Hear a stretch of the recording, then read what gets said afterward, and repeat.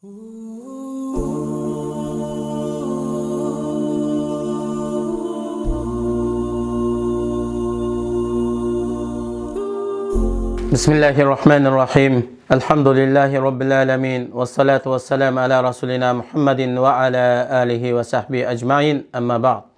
Esselamu aleyküm ve rahmetullahi ve berekatuhu. Dünyanın her qaysı joylaridagi qarindoshlar, Allah subhanahu ve taala her biringlarni her joyda, her vaqt xotirjam salomat qilsin. Bugungi darsimiz islomning asoslari to'g'risida. Muaz ibn Jabal radhiyallohu anhu mundaq deydi: Men saferde Peygamber aleyhisselam bilen birge idim.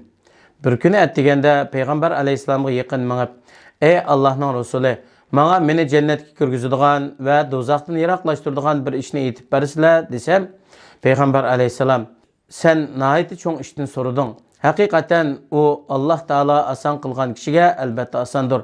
Allah Teala'ga hech narsani shirik keltirmay ibodat qilgin. 5 vaqt namozni to'liq ado qilgin. Mollaringning zakatini ayrig'in.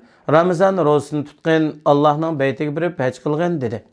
Peygamber aleyhisselam andin mundaq dedi: "Diqqat qilgin. Seni yaxshilikning yo'llariga boshlab qo'yay. Roza sana qalqan bo'ladi. Ya'ni xatolik sababidan do'zax o'ti yetib qilishdan saqlaydi. Su o'tni o'chirgandek, sadaqa xatolikni o'chiradi.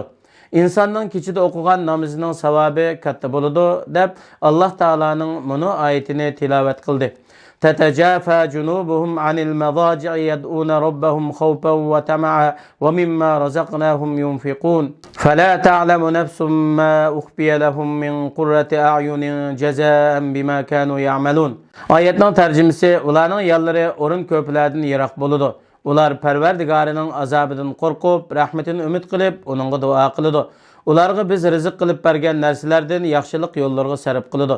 Ularning qilgan amallariga mukofot yuzasidan Allohning huzurida saqlangan va ularni xushal qiladigan katta ne'matni hech kim bilmaydi. Ondan Peygamber aleyhisselam, "Diqqat qilgin, sana o ishlarning hammasining tutqusi, to'rigi va eng yuqori pallasidan xabar beraymi?" dedi. "Men, bo'ladi ey Allohning rasuli" dedim. Peygamber aleyhisselam, "Ishning beshi tutqusi islomdir, to'rigi namozdir, eng yuqori pallasi jihoddir" dedi. Ondan Peygamber aleyhisselam, "Diqqat qilgin, aşı ishlarning hammasiga ega bo'ladigan bir ishni deb beraymi?" dedi. "Men, bo'ladi ey Allohning payg'ambari" dedim. Peygamber aleyhisselam, "Tilini tutup sana ziyon yetib qilishdan tilingni saqlagin" dedi.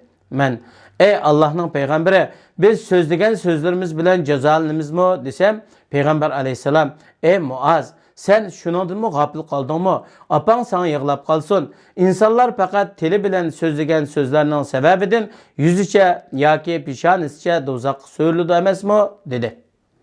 Bu hadiste Peygamberimiz sallallahu aleyhi ve sellem İslam dininin asaslık tutkuları bulgan namaz, cihad ve tilini kolaymakan gayvet şikayetle, suhançilik ve kişilerininki aybini açıdığan, əziyyət yetkizilgan türlük işlerden saqlanış doğrusida alohida tavsiye qildi.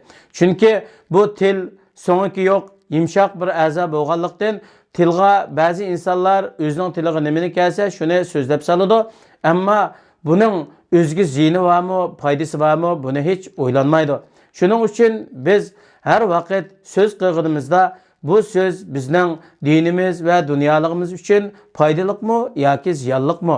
Bu so'zni so'zlasam, buning menga foydasi bo'lamdi, ziyni bo'lamdi deb tafakkur qilib, o'ylanib, o'zimizga va boshqalarga foydasi bo'lgan, dinimiz, dunyoligimiz uchun manfaatli bo'lgan so'zlar bo'lsa, buni so'zlasak bo'ladi.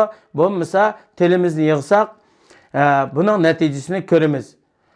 Shunga Peygamber aleyhisselam bir hadisda, "Kimki Allah'a ve Allah'ın Resulü'ne ve ahiret günüge işengen bolsa, yaxshi gapni desin yoki sukut qilsin" degan. Shuning uchun biz tilimizni saqlaydi ekanmiz. İnşallah dünya ve ahirette utuq qozonamiz. Allah subhanahu ve taala her birimizni davomli yaxshi so'z, zikr tasbihlarga muyassar qilsin. Tilimizni g'aybat, shikoyat, yomon so'zlardan yiroq qilsin. Vesselamu alaykum ve rahmetullahi ve berekatuhu.